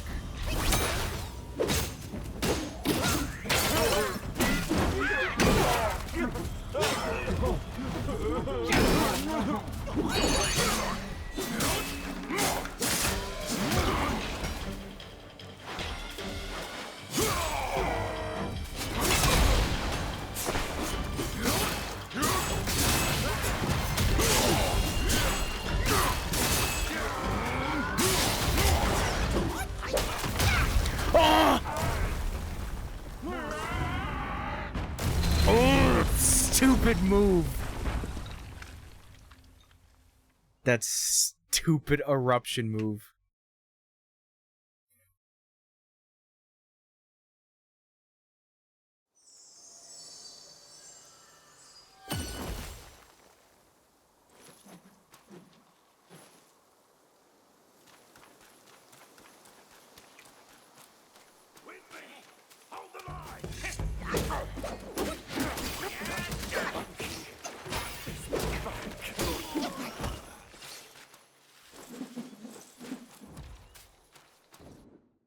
What is evil repellent?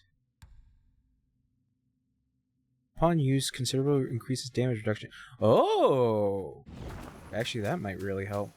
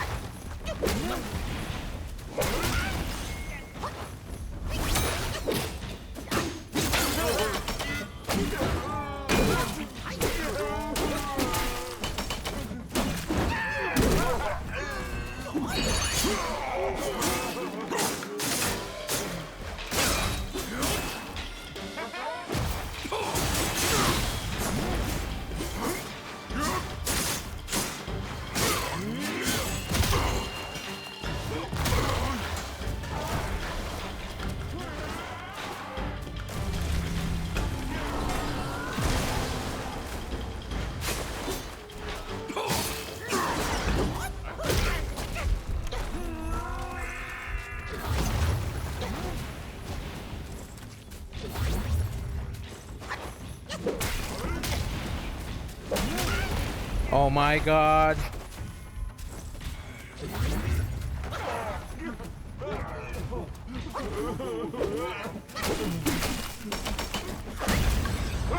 Whew, shit.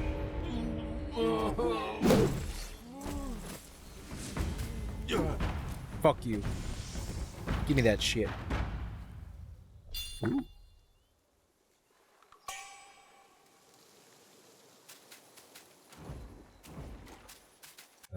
Guidance.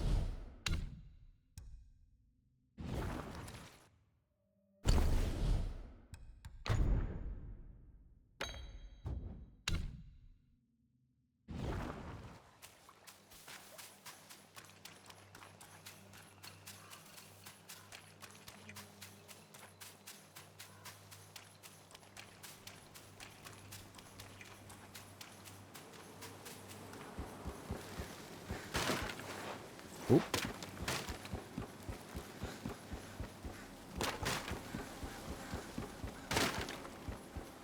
There's a lot of shit breaking.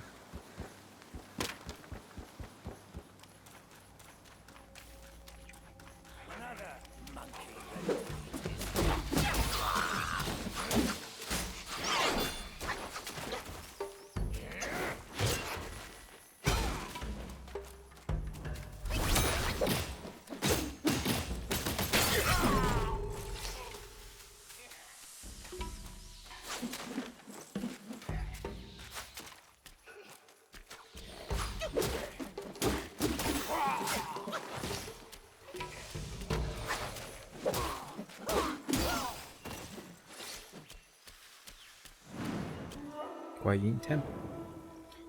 The hell is that guy? Wolf Sentinel. With his axe as both weapon and cane, his brows bushy as white as snow, his hair white as snow, who claims the twilight years are in vain, for learning late can still make one grow. Long ago, the Wolf Sentinels were the personal guards of the old Lingzhu. I'm not going to pronounce that. They were masters of the long haft axe, and their name was spoken in awe among the Yao Guais. When the Black Wind King returned from Guanyin to rebuild the garrison in the mountain, he took in many wolf guais who had wandered here from Shituo Ridge. This angered the wolf guais native to the Black Wind Mountain. To appease them, the Black Bear Guai pledged to revive old Lingzuzi.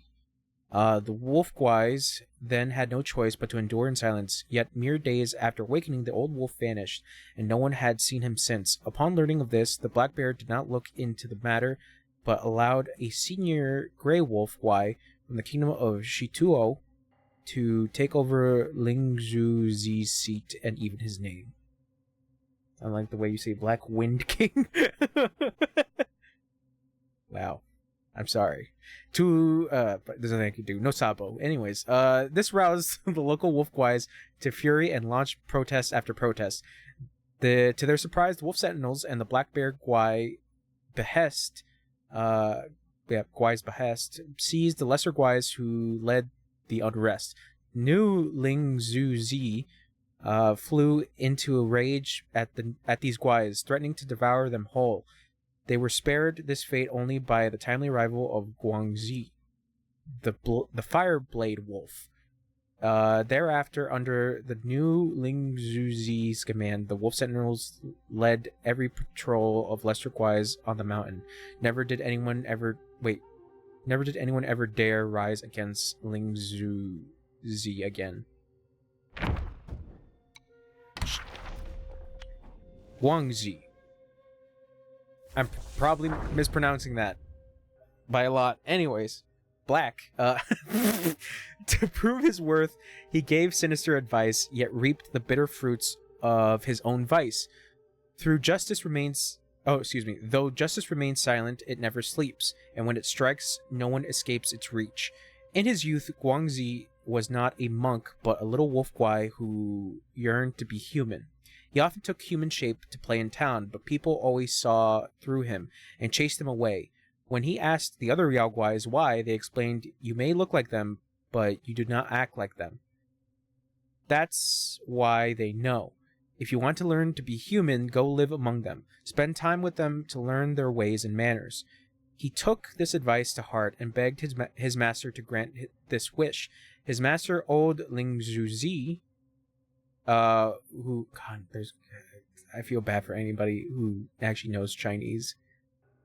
That's just like, every time I try to say a name. Who was close to the black bear guai in the mountain, agreed. The black bear guai transformed the pup into a little monk and sent him to study under Elder Jinchi, an old friend. At first, the fellow monks disliked him. They played tricks on him, and he always fell for it, slow and gullible as he was.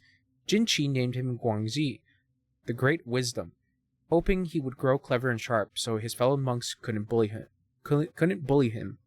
With Jinchi's care and teaching, Guangzi learned to read, write, and abide by the monastic rules. Gradually, he assimilated into their ranks. One day, two monks arrived at the temple. One had a fair, devout countenance, while the other had a face covered in fur. They possessed a wondrous treasure, the Kasaya of Eversparks. Jinchi had never seen anything like it before and longed for it desperately. Hoping to repay Jinchi's teaching and nurturing, Guangzi devised a plan to acquire it for him. Guangzi never imagined his mistake would ignite red ties of flames that engulfed the temple he called home. Afterwards, Jinchi took his own life, and Lingzhuzi fell to the Jingubang. Even the Black Bear Guai surrendered and was taken by Guanyin. Guangzi saw how many had suffered for his sake, and knew he had failed utterly at being human. He shed his monk robes and retreated to the mountains, repenting with Jinchi's teaching. In his years of practice in the mountains, he forged a new weapon inspired by the raging flames he saw that night. He named it the Red Tides. Even to this day, after numerous years, he continues to hear a persistent call echoing from the mountains. Guangxi, Guangxi. Who could it be that keeps calling him?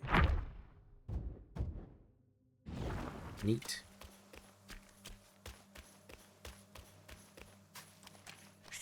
Keep quiet. You don't want to set off that beast. In the backyard is Blackwind Guai's ally. Calls itself Ling Shutze. Ling Shutze. I suggest you get away while you can, little monkey. Ling Shutze. Oh my god. I'm sorry, China. Laogama. Craft armor. Pilgrim's headband. Sure.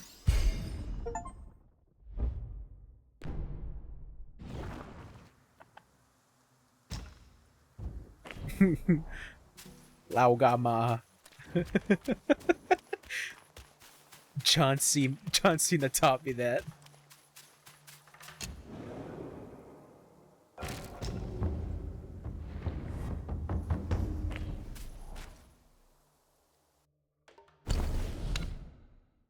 I do.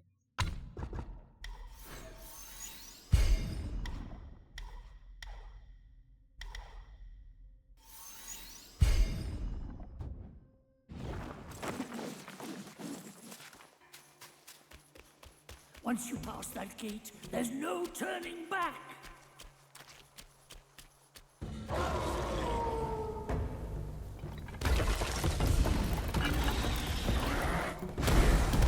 Ling Jutsu.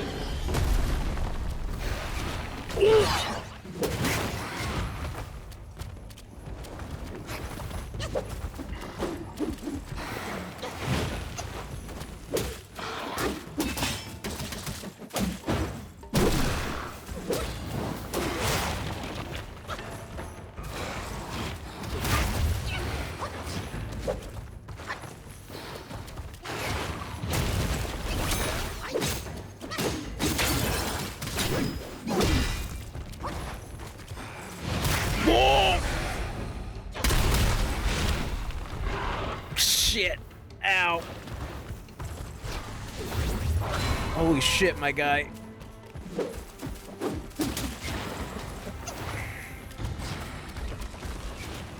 That's cool. That's not cool.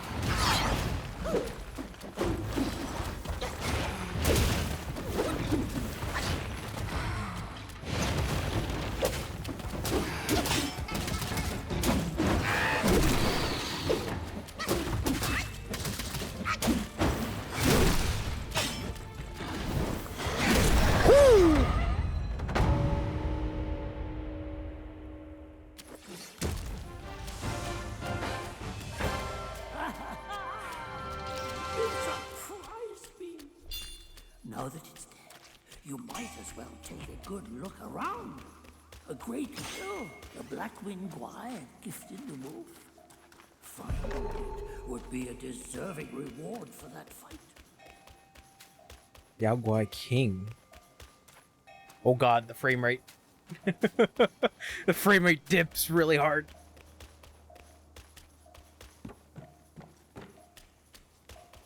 Ooh.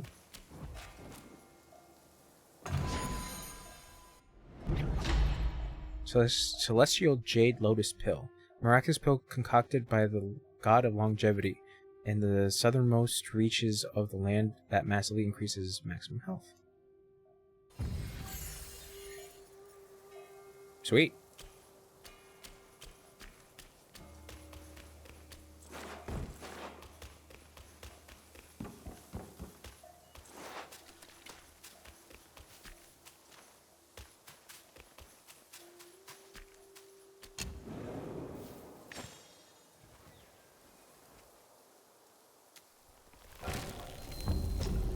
Okay.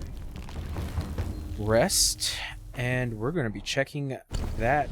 Oh, I do have a point.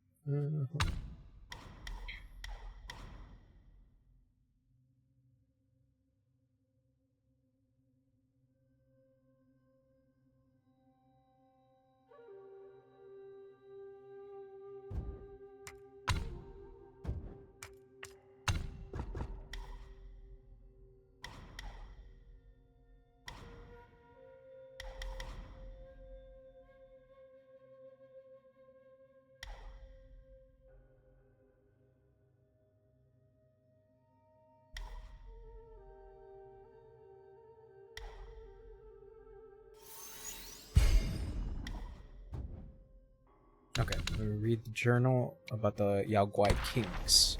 Ling Jutsu. God, I don't know. I don't feel like I'm pronouncing this correctly.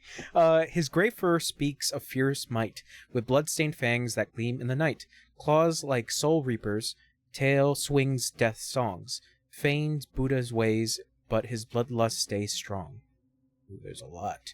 The gray wolf guai of the temple was once in exile from the kingdom of Shituo. When Shituo was laid to ruin, the wolves fed, following the gray wolf on a long and weary road, until he found shelter under the banner of the Black Wind King.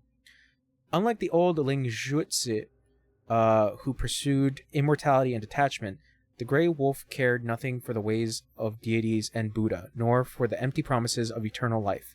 Instead, his heart was set on mastering strength and skill. He honed his craft with iron claws and fangs until he could strip the very flesh from the bones of his foes. When the old Ling Jutsu vanished, Black Bear Guai saw fit to elevate the Grey Wolf to be the new master of the Wolf Guais, giving him the name Ling Jutsu, and tasking him with guarding the Guanyin Temple. The Wolf Guais, who came with the new Ling Jutsu, God, they're going to keep fucking throwing this name, from the kingdom of Shituo, also rose in power and surpassed those who had served longer in the distribution of spoils and favors. The local wolf guais had little affection for the ways of the new Ling Jutsu, and after finding themselves thrust aside, bitterness took root in their hearts. In their shared sense of grievances, they found a new unity of purpose. When they gathered in secret, comforting each other, sharing the old memories of the old master was in power. When the old master was in power and quietly plotting against the new one. But Ling Jutsu was prepared, under the pretense of a roll call. He gathered the local wolf guais in the temple and gave the signal to his loyal guards to seize the malcontents. The temple erupted into chaos. Ling Jutsu then leaped down from the roof into the crowd, ready to devour all who dared to betray him. The Fireblade Wolf, hearing the commotion, rushed over and managed to hold off Ling Jutsu. And bought the minions time to flee to safety. When Black Wind King learned of this, he was ready to unleash punishment upon the rebellious wolf guais. But the snake guai meditated, and peace was restored. Yet from the day forth, the local wolf guais refused to tread even within the shadow of the walls of the Guanyin Temple. That's interesting, at the fact that there's essentially a usurper. Oh, there's some, Oh, I thought that was gonna be lore. Know-how. Combat. Transformation. Yeah, okay. So, got the first boss down. That was fun. I guess I'll be back later, to play more of Black Myth Wukong. But, see ya.